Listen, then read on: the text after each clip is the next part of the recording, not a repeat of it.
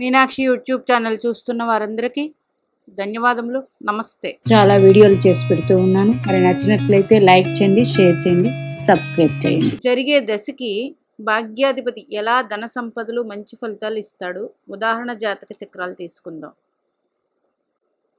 మీ భాగ్యాధిపతి ఎవరో లగ్నం నుంచి చూసుకోండి. మేష లగ్నం అయితే గురుడు, వృషభం అయితే శని భగవానుడు, మిథునం అయితే శని భగవానుడు, కర్కాటకం అయితే గురుడు, సింహం అయితే కుజుడు, మిథునం అయితే శుక్రుడు, తుల అయితే బుధుడు, వృశ్చికం అయితే చంద్రుడు, ధనుస్సు అయితే రవి, మకరం అయితే బుధుడు, కుంభం అయితే శుక్రుడు, మీనం అయితే కుజుడు.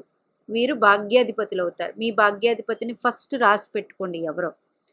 ఆ భాగ్యాధిపతి ఏ రాశిలో ఉన్నాడో చూడండి. అంటే ఉదాహరణకి కుంభలగ్నం, భాగ్యాధిపతి శుక్రుడు భాగ్యస్థానంలోనే ఉన్నాడు అంటే శుక్రుడే భాగ్యాధిపతి కాబట్టి శుక్రుడే అవుతాడు. అదే కుంభలగ్నానికి శుక్రుడు భాగ్యాధిపతి ధనస్థానంలో ఉన్నాడు అనుకోండి, అప్పుడు ఈయన గురుడు అవుతారు. భాగ్యాధిపతి రాశ్యాధిపతి గురుడు. ఈ గురుడు కూడా మీకు భాగ్యాన్ని 100% అందిస్తారు. అయితే ఈ గురుడు ఎవరవుతారు? జన్మలగ్నానికి ద్వితీయాధిపతి, లాభాధిపతి. అప్పుడు కుటుంబం ద్వారా, ఫ్రెండ్స్ ద్వారా, అందరి ద్వారా కలిసి వస్తుంది. ఇప్పుడు భాగ్యాధిపతి ఎవరినైతే చూస్తాడో ఆ గ్రహ దశలు మంచి యోగాన్ని ఇస్తాయి. మరి ఇప్పుడు దశలకి ఎలా కనెక్ట్ చేసుకోవాలండి? మీ భాగ్యాధిపతి ఎవరో రాసుకోండి ఫస్ట్. మీ భాగ్యాధిపతి ఉన్న రాశ్యాధిపతి కూడా భాగ్యాన్ని అందిస్తారు. మీ భాగ్యాధిపతి ఎక్కడ ఉన్నారో, మీ భాగ్యాధిపతి శుక్రుడే కదా. కుంభలగ్నం 1991 డిసెంబర్ నెల ఉదాహరణ జాతక చక్రం తీసుకుందాం. మీ భాగ్యాధిపతి శుక్రుడు. ఇప్పుడు లగ్నాధిపతి శని భగవానుడు వ్యయస్థితి పొందారు. మరి ఈ శుక్రుడికి శనికి 4, 1, 2, 3, 4, 1, 2, 3, 4, 5, 6, 7, 8, 9, 10, 4, 10లో ఉంటే మీరు అందుకోవాల్సిన ఫలితాలు తక్కువగా ఉంటే తొందరగా అందుకోలేరు.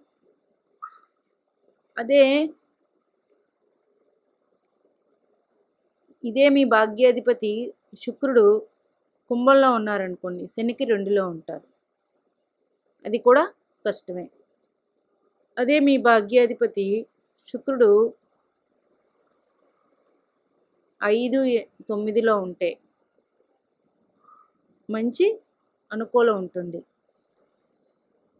లేదు శుక్రుడు 2వ స్థానంలో ఉంటే 2, 12 అవుతుంది, సుమారుగా పర్వాలేదు. మరి ఇదే వ్యక్తికి బుధుడు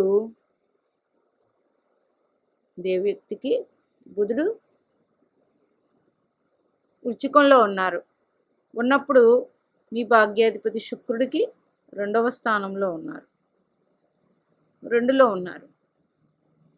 మీ భాగ్యాధిపతి శుక్రుడికి 2లో ఉన్నారు. గురుడు సింహరాశిలో ఉన్నారు. 1, 2, 3, 4.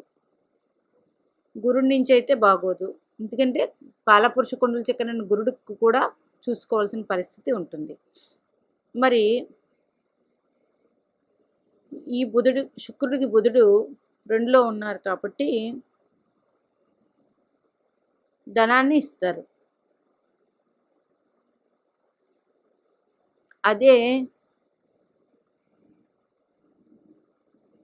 అయితే భాగ్యాధిపతిని చూస్తున్నాం కాబట్టి వెరీ గుడ్.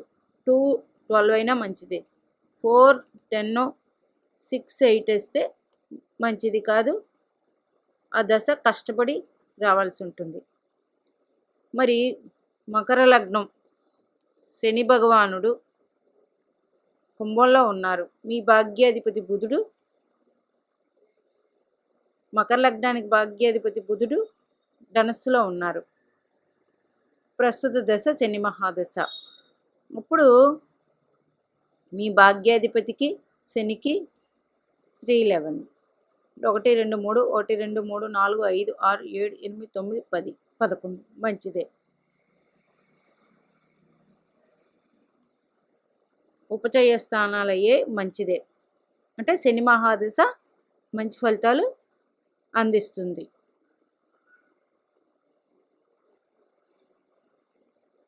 అంటే మీకు దశ ఏదో రాసుకోండి, మీ భాగ్యాధిపతిని రాసుకోండి. వీరిద్దరూ జన్మజాతక చక్రంలో 5 9 311 ఉంటే ఇది ఫస్ట్ క్లాసు. ఇప్పుడు మేషలగ్నం అనుకోండి, గురుడు భాగ్యంలోనే ఉన్నారు, రాహు మకరంలో ఉన్నారు. ఇప్పుడు భాగ్యానికి రాహు గురుడికి 2వ స్థానంలో ఉన్నారు కాబట్టి ధనం ఇస్తుంది. ఇట్లా తీసుకోండి. ఇదే మేషలగ్నం. రవి సింహరాశిలో ఉన్నారు. రవి మహాదశ బాగుంటుందా? 1 2 3 9 బాగుంటుంది. భాగ్యాన్ని అందిస్తాడు రవి. అట్లా తీసుకోండి. ఒక వ్యక్తికి వృషభ లగ్నం, శని వృశ్చికంలో ఉన్నారు. భాగ్యాధిపతి వృషభ లగ్నం శని భగవానుడు. శని భగవానుడే అయ్యారు. భాగ్యాధిపతి శని భగవానుడే అయ్యారు, వృశ్చికంలో ఉన్నారు. అంటే శనించిన శని ఎలాగండి, శని భగవానుడే అందిస్తారు కాబట్టి ఈ శని మహాదశ వచ్చినప్పుడు శని నుంచి భాగ్యస్థానం 3వ అయింది, మంచి ఫలితాలే ఉంటాయి.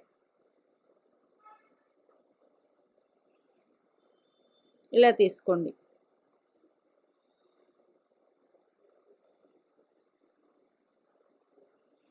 మీన లగ్నం, భాగ్యాధిపతి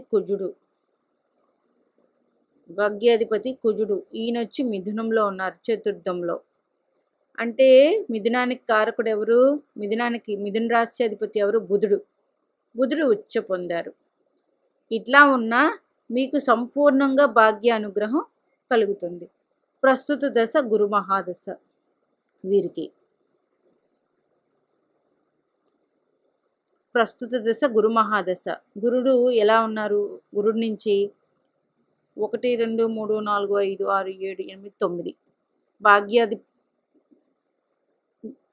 మీ భాగ్యాధిపతి మిథునంలో ఉన్నారు కాబట్టి 5 9 కాబట్టి గురు మహాదశ యోగాన్ని ఇస్తుంది. అట్లాగే మీ భాగ్యాధిపతి ఉన్న రాశ్యాధిపతి ఉచ్చు పొందారు, మంచిదే. తర్వాత వీరికి శని మహాదశ వస్తుంది. మీ భాగ్యాధిపతి కుజుడు 1 2 3 4 5 ఇది మంచిదే. శని మహాదశ కూడా భాగ్యాన్ని అందిస్తుంది. ఇట్లా తీసుకోండి. ఉదాహరణ జాతక చక్రాలంటే ఇవి నేను చూసిన జాతక చక్రాలే.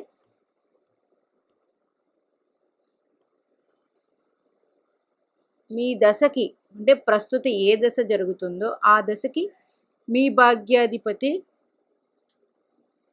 5 9 3 11లో ఉంటే ఆ దశ భాగ్యాధిపతి యోగాన్ని ఇస్తాడు. అట్లా రాసుకోండి. భాగ్యాధిపతి ఎలా యోగాన్ని ఇస్తాడు అన్నదానికి తీసుకోండి.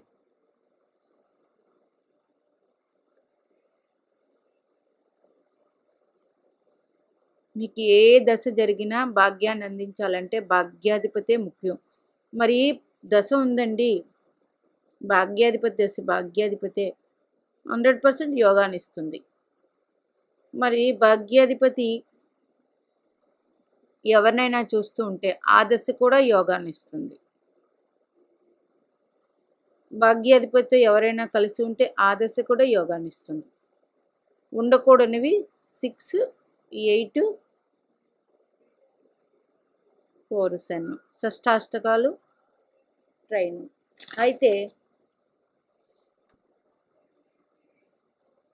స్క్వేరు. అయితే ఇప్పుడు రాహువు వృశ్చికంలో ఉన్నారనుకోండి, మీ భాగ్యాధిపతి బుధుడు 1 2 3 4 5 6 రాహు మహాదశ అంటే షష్టాష్టకాలు పడే. బాగుంటుందా? బాగోదు. షష్టాష్టకాలంటే ఏంటి? ఆరోగ్యానికి ఇబ్బందులు ఎక్కువగా ఉంటాయి, మిగతాది ఎట్లా ఉన్నా. మరి ఈ రాహు భాగ్యాధిపతి నక్షత్రంలో ఉన్నాడు కాబట్టి భాగ్యాన్ని అయితే ఇస్తాడు, కానీ ఆరోగ్య విషయంలో జాగ్రత్త ఉండాల్సిన అవసరం ఉంటుంది, షష్టాష్టకాలు కాబట్టి. ఇట్లా ప్రతి దశ తీసుకోండి. తీసుకొని మీరు జరిగే దశకి భాగ్యాధిపతి ఎలా ధన సంపదలు మంచి ఫలితాలు ఇస్తాడు. ఇప్పుడు 2లో ఉన్నారనుకోండి భాగ్యాధిపతి ధనం, 5లో ఉన్నారనుకోండి పూర్వపుణ్యం లభిస్తుంది, 9లో ఉన్నారు భాగ్యాన్ని ఇస్తుంది, 11లో ఉన్నారనుకోండి మీరు చేసే పనిలో లాభాలు ఇస్తుంది. ఇలా చూసుకోండి. ఇలా చూసుకొని 100% దశ యోగాన్ని అయితే ఇస్తుంది. భాగ్యాధిపతి ధన సంపదలు మంచి ఫలితాలు ఇవ్వాలంటే ప్రతి దశకి భాగ్యాధిపతితో సంబంధాన్ని చూసుకోండి. చూసుకొని మరి ఏం చేయాలండి? మీ భాగ్యాధిపతి ఒకవేళ ఒక్కొక్క దశకి భాగ్యాధిపతి అనుకూలమైన ఫలితాలు అందించకపోతే మీ భాగ్యాధిపతి ఎవరో ఆయన వారం రోజు మీ భాగ్యాధిపతి గ్రహదేవతని ఆరాధించి భాగ్యాన్ని పెంపొందించుకోండి. అట్లా లేదు, అట్లా లేనప్పుడు భాగ్యస్థానం పితృస్థానం కూడా అంటాం. రవి గ్రహ ఆరాధన ఎక్కువ చేసుకోండి. పితృకారకుడు, ఆత్మకారకుడు ఇవన్నీ కూడా రవిగ్రహమే కాబట్టి రవి ఆరాధన ఎక్కువ చేయండి.